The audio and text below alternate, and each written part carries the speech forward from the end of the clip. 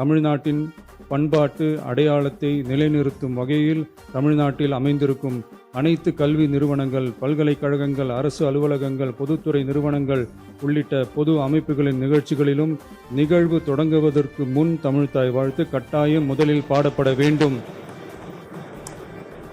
என மாண்புமிகு பேரவைத் தலைவர் அவர்களே, மொழி எப்பவும் தொடர்புக்கான ஒன்று தான், இல்லைன்னு யாரும் மறுக்கவே முடியாது.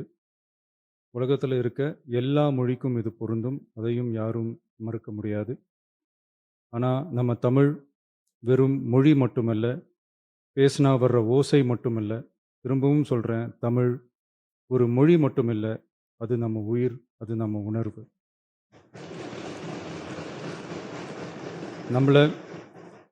நம்மளை பெற்ற தாயை அம்மானு சொல்கிறப்பெல்லாம் பாசமும் சொந்தமும் நம்மளை அறியாமலே உயிரா, உறவா, உணர்வா, தானா உள்ளுக்குள்ளே தோணும்ல. அதே மாதிரி ஏன் இன்னும் ஒரு படி மேலே போயே சொல்லலாம், தமிழ்னு சொன்னாலே எப்படி இருக்கும், என்ன ஆகும்னு சொல்லவா வேணும்.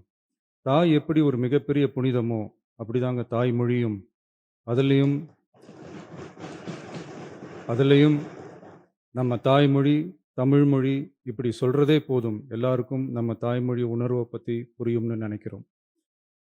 நம்ம தாயே நமக்கு மிகப்பெரிய புனிதம்னா நம்ம எல்லாருக்குமான தமிழ் தாய் பற்றி சொல்லவா வேணும். தாயை போற்றுகிற, வாழ்த்துகிற தமிழ்நாட்டு மண் தமிழ்த்தாய் வாழ்த்து எப்படி விட்டுரும்? விடாது, விடவும் மாட்டோம். மாண்புமிகு பேரவைத் தலைவர் அவர்களே, நம்ம தமிழ்த்தாய் வாழ்த்த 1891 எழுதின மனோன்மணியம் சுந்தரனார் நம்ம தமிழ் மொழியவே தமிழ் தாய்னு சொல்லி உயர்வா பாடினாரு. இந்திய துணை கண்டத்தை, இந்திய ஒன்றியத்தை அழகிய முகமா சொன்ன மனோன்மணியம் சுந்தரனார் அந்த முகத்தோட நெத்தியில வைக்கிற பொட்டு தான், திலகம் தான் தமிழ் நாடுன்னு சொன்னாரு. இந்தியாவோட நெற்றியில இருக்கிற பொட்டு மாதிரி ஒரு வெற்றி பொட்டு தான் நம்ம தமிழ்நாடு. அந்த பொட்டோட நறுமணம் உலகம் பூரா பரவுற மாதிரி தமிழோட புகழும் உலகம் பூரா பரவணும்னு சொன்னார். உண்மைதானே அது? இன்னைக்கு தமிழ் பேசுகிற மக்கள் இல்லாத நாடுகளே ரொம்ப குறைவு தானே. தமிழும் தமிழனும் இல்லாத நாடு எது? திரும்பவும் சொல்லலாம், தமிழ் ஒரு மொழி மட்டுமல்ல, அது ஒரு பண்பாடு, அது ஒரு நாகரிகம், அது ஒரு சிந்தனை, அது ஒரு அன்பு. தமிழ்னா விருந்தோம்பல், சுருக்கமாக சொன்னா தமிழ்னா கெத்து, தமிழ்னா பவர்.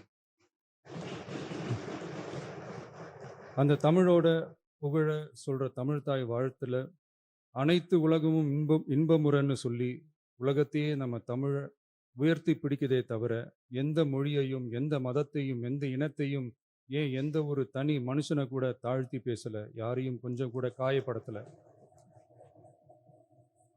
மாண்புமிகு பேரவைத் தலைவர் அவர்களே, நம்ம ஒவ்வொருத்தருக்கும் தனித்தனியா ஒரு பேர் இருக்கும். ஒரு கூட்டத்தில் நம்ம பேரை சொல்லி யாரும் கூப்பிட்டா நாம் ஒருத்தர் மட்டும்தான் திரும்பி பார்ப்போம். ஆனால் தமிழ்னு சொன்னால் ஒட்டு மொத்தமாக நாம் எல்லாருமே திரும்பி பார்ப்போம்ல.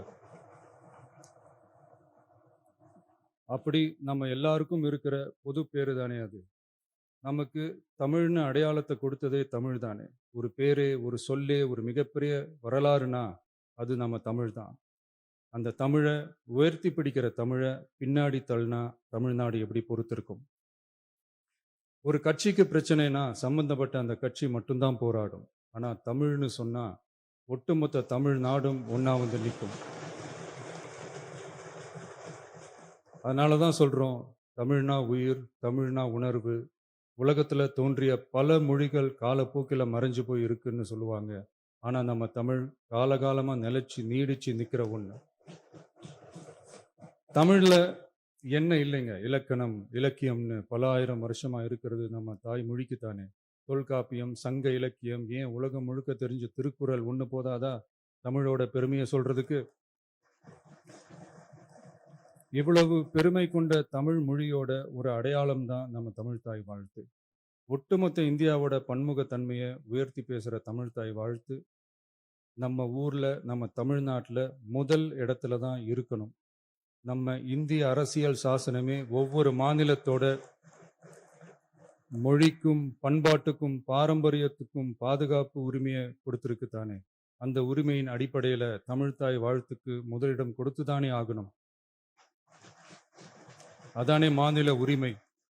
அப்படிப்பட்ட தமிழ்த்தாய் வாழ்த்து தான் 1970 நவம்பர் 23 முதல் அரசு விழாக்கள்ல முதல்ல பாடணும்னு சொல்லி ஒரு அரசாணையை போட்டு அந்த செயல்பாட்டுக்கு வந்துச்சு. அதுக்கப்புறம் 2021 டிசம்பர் 17 முதல் மாநில பாடலா அங்கீகாரம் வழங்கப்பட்டுச்சு. அனைத்து கல்வி நிறுவனங்கள், பல்கலைக்கழகங்கள், அரசு அலுவலகங்கள், பொதுத்துறை நிறுவனங்கள் உள்ளிட்ட பொது அமைப்புகளோட நிகழ்ச்சிகள்ல தமிழ்த்தாய் வாழ்த்து கட்டாயம் பாடப்படணும்னு அரசாணையும் இருக்கு. 2026 ஜனவரி மாதம் 28 ஒன்றிய அரசோட கடிதத்துல அரசு விழாக்கள்ல பின்பற்ற வேண்டிய சில நடைமுறைகள் வெளியிடப்பட்டது. அந்த ஆணையில மாநில பாடல் பத்தி எந்த வழிமுறையும் இல்லாம இருந்துச்சு. நம் அரசு பொறுப்பேற்றதும் கடந்த மே மாதம் 27 மாண்புமிகு பிரதமர் அவர்களுக்கு மாநில பாடல்களுக்கு உரிய அங்கீகாரம் வேண்டும்னும், ஒன்றிய அரசு வெளியிட்ட ஆணைக்கு திருத்தம் வெளியிடணும்னும், மாநில விழாக்கள்ல தமிழ்த்தாய் வாழ்த்த முதல்ல பாடுறதுக்கான உரிய வழிமுறைகளை வகுக்க வேண்டும்னு சொல்லி கடிதம் எழுதியிருந்தோம். அதை தொடர்ந்து போன ஜூலை மாதம் 9 கடிதத்துல மாநில பாடல் பாடப்படுவது பத்தி இருந்துச்சு. ஆனா நம்ம தமிழ்நாட்டில் 1970களில் இருந்து தமிழ்த்தாய் வாழ்த்து எல்லா அரசு நிகழ்ச்சிகள்லையும் கல்வி நிறுவனங்கள்லையும் தமிழ்த்தாய் வாழ்த்து முதல்ல பாடுறது ஒரு மரபாவே இருக்கு. அதுக்கான அரசாணையும் இருக்கு.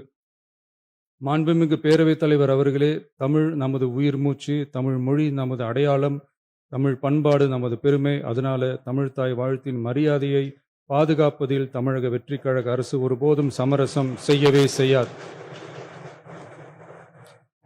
தமிழ்த்தாய் வாழ்த்தை முதலில் பாடுவது அரசியல் அமைப்பிற்கும் இந்திய ஒற்றுமைக்கும் எதிரானதில்லை, மாறா வேற்றுமையில் ஒற்றுமைன்ற இந்தியாவோட உயர்ந்த கொள்கையை வெளிப்படுத்துறது. மேலும் தமிழ்த்தாய் வாழ்த்தை முதல்ல பாடணும்னு சொல்றது அரசியல் சம்பந்தமான விவாதமா மாறணுங்கிற அவசியமே இல்லை. இது தமிழர்களின் பொது அடையாளம்.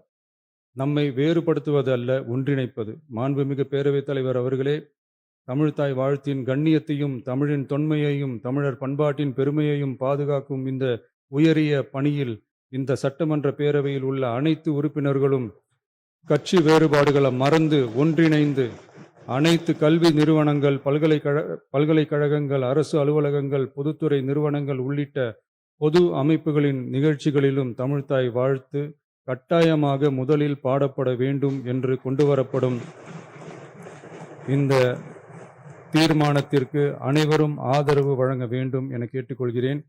தமிழ்த்தாய் வாழ்த்து தொடர்பான அரசினர் தீர்மானம். தமிழ் உலகின் தொன்மை வாய்ந்த செம்மொழியாகவும் தமிழர் நாகரிகம் உலகின் மிக பழமையான பண்பாட்டு மரபுகளில் ஒன்றாகவும் திகழ்வதை இப்பேரவை பெருமையுடன் பதிவு செய்கிறது. மனோன்மணியம் சுந்தரனார் அவர்களால் 1891 எழுதப்பட்ட மனோன்மணியம் என்ற நாடக நூலின் பாயிரத்திலிருந்து எடுக்கப்பட்ட தமிழ்த்தாய் வாழ்த்து 1970 நவம்பர் 23 முதல் அரசு விழாக்களில் முதலில் பாடப்பட வேண்டும் என அரசாணை வெளியிடப்பட்டு செயல்பாட்டுக்கு வந்துள்ளது.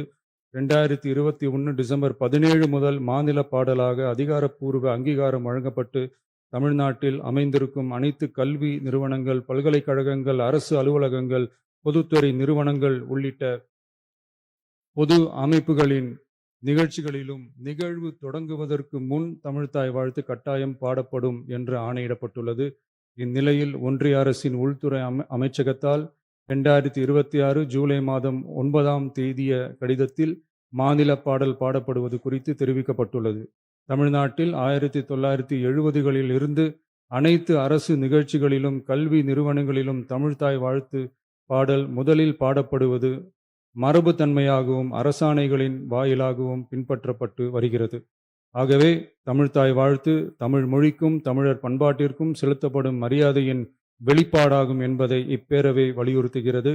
இந்திய அரசியலமைப்பு வழங்கியுள்ள மொழி மற்றும் பண்பாட்டு உரிமைகளின் அடிப்படையில் தமிழ்நாட்டின் பண்பாட்டு அடையாளத்தை நிலைநிறுத்தும் வகையில் தமிழ்நாட்டில் அமைந்திருக்கும் அனைத்து கல்வி நிறுவனங்கள், பல்கலைக்கழகங்கள், அரசு அலுவலகங்கள், பொதுத்துறை நிறுவனங்கள் உள்ளிட்ட பொது அமைப்புகளின் நிகழ்ச்சிகளிலும் நிகழ்வு தொடங்குவதற்கு முன் தமிழ்த்தாய் வாழ்த்து கட்டாயம் முதலில் பாடப்பட வேண்டும் என தமிழ்நாடு சட்டமன்ற பேரவை ஏகமனதாக தீர்மானிக்கிறது என்ற தீர்மானத்தை நான் முன்மொழிகிறேன். அனைத்து கட்சிகளை சார்ந்த உறுப்பினர்களும் இந்த தீர்மானத்தை ஒருமனதாக நிறைவேற்றி தர வேண்டுகிறேன். நன்றி, வணக்கம்.